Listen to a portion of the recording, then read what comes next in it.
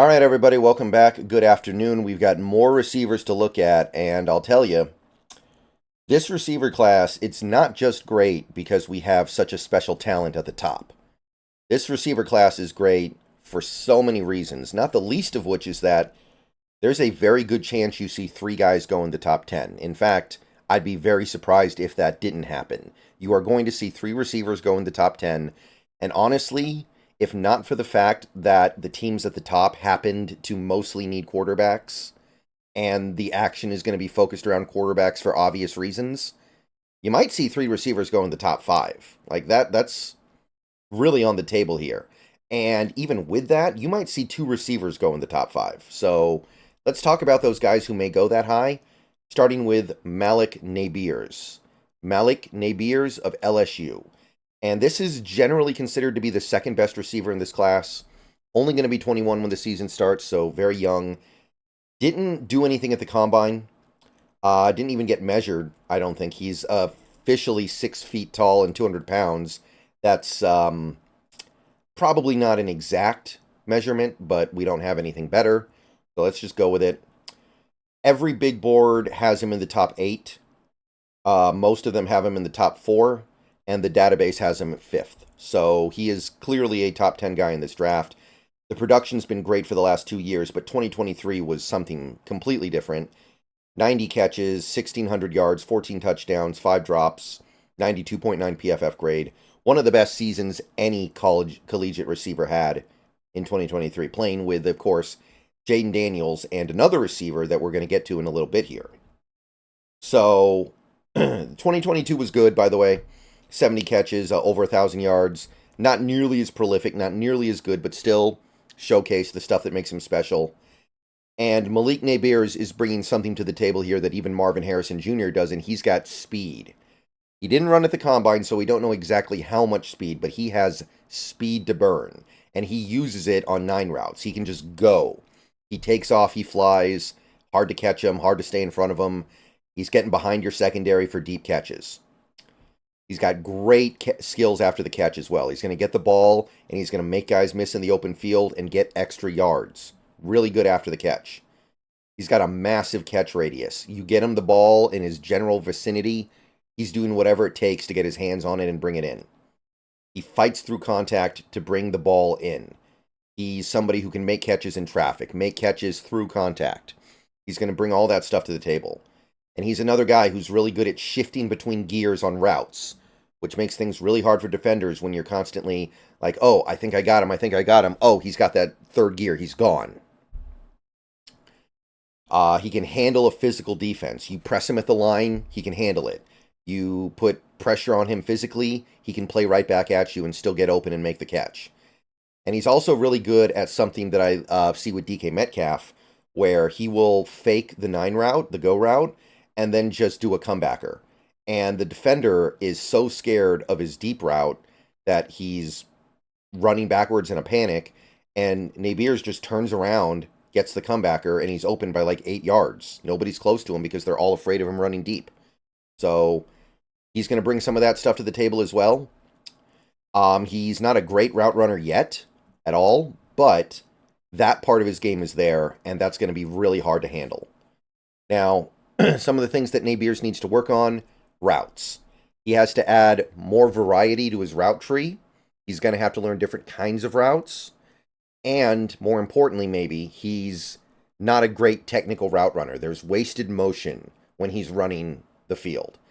And there's just some little hiccups in his route running that you don't see with a guy like Harrison.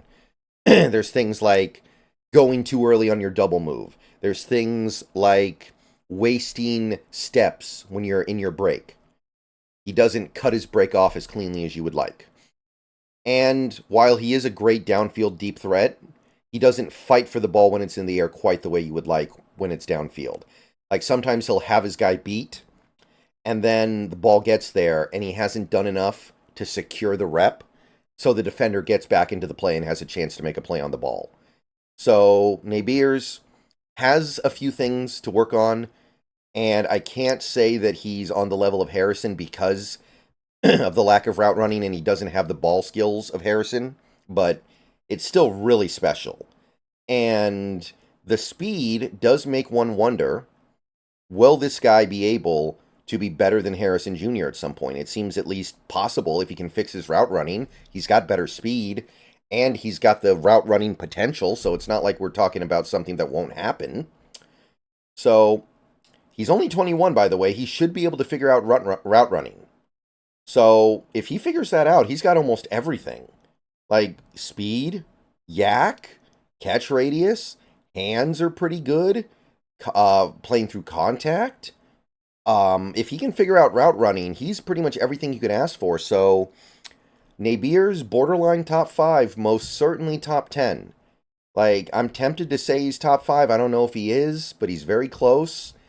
And if he's not, he's at least top 10, and that should be good enough for anybody. So, Nabers, very, very nice prospect. Any team would be lucky to have him. All right, now we're going to take a look at the other guy who I do think will go in the top 10, and in a slightly different draft order could easily go top 5. Rome Odunze. And I know this guy very well because I watched him every Saturday. Washington Husky, going to be 22 when the season starts. And he is quite simply Larry Fitzgerald reborn. And he actually is faster and probably more athletic than Fitzgerald. So, yeah, just think about that for a second. 6'3", 212 pounds, which doesn't sound that big, but he plays big. Like, he's out there, he looks like he's 6'5" sometimes, the way he plays. 32 and a quarter inch arms, 9 and a quarter inch hands, so he's big. Good measurables. Ran a shockingly good 4.4540. At his size, that's great. Acceleration, really good for a guy his size. The vert was big. The broad was good. 3-cone, respectable, 6.88. 4.03 20-yard shuttle, which is remarkable for a guy this size. This guy's a freak athlete. Every big board has him in the top 12. The only one that doesn't have him in the top 10 is Walter. The database has him 6th. So, another guy who's likely to go in the top 10. And the production the last 2 years has been off the charts, kind of like Nabers. Last year, 92 catches, 1,600 yards, 13 touchdowns, only 3 drops, and a 90 PFF grade. So, you name it, he's done it. You name it, he's gotten it done. Previous year was really good, too. Not quite as prolific, but really good. Was a team captain for the Washington Huskies. He uses his strength to win battles against defenders. He's very strong, and he knows how to use it to win battles against coverage.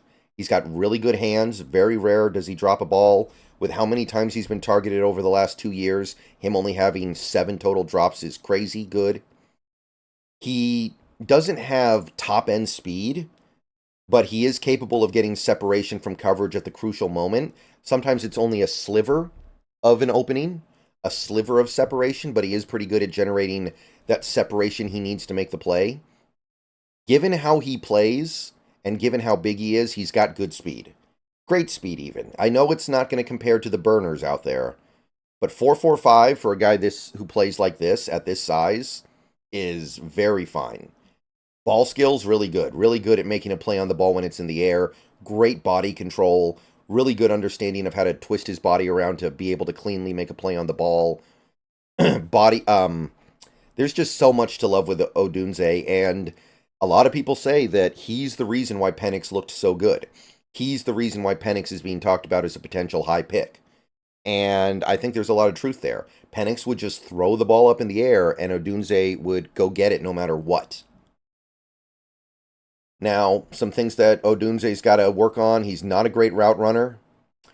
There are some little things that he's doing with like his double moves that don't look so clean. He doesn't break off the routes the way you would like. He is a guy who depends more on his physicality to win than his technical mastery of the position. His ability to win 50-50 balls. There was a one thing that I read about him that I agree with, having watched him play a lot. Sometimes it feels like he would rather make a 50-50 ball catch than just get open and catch it. And in the NFL, like, it's going to work sometimes, but it's not going to work as much as it did in college. Like, he would get those 50-50 balls. They're not 50-50 balls when they go to Odunze in college. They're like 90-10 balls. But in college, if those turn into even like 65-35 balls, that's a big chunk of your efficiency that's gone. So He's got the speed to be able to get open. He's got the acceleration to be able to get open. You got to just get open sometimes and make easy catches. So I'm a little bit wary of the fact that the lack of willingness to build separation at times is going to be more costly in the NFL. He's got to work through that. And given how big he is and how he plays and how he's physical and strong, he's not a great blocker. He's not a great run blocker. You would expect better. So, to me, Odunze is right there with Nabers. I don't know who I like better. To me, Odunze is a more unique talent right now because of his size and the way he plays combined with his really good athleticism. All he has to do is touch up his route running to be an elite receiver, kind of like Nabers. The difference is I could see Odunze being a great player even if he doesn't fix his route running. Like, look at, there are receivers in the NFL who have put together Hall of Fame careers who can't run routes. T.O. was a terrible route runner, and he's going to be in the... Is he already in the Hall of Fame? I think he is. Des Bryant was a bad route runner, but he carved out a really good career in Dallas. So he could still be great. Now, I think he'll put in the work to be great on every level possible because I think he wants it. I think he wants to be this good. So I look at this and I go, if he's a little more appealing than Nabers to me. I like him a little more than Nabers, but I say the same of him. Borderline top 5, most certainly top 10. Size, speed, athletic ability, ball skills. It's just too good to not pan out. All right, so those are 2 more hyper elite receiver prospects. Let me know what you think of Odunze and Malik Nabers. And we'll be moving on to a couple other guys a little later today, finishing with the first round. We had to do all this just to get through the first round of receivers. See you guys later.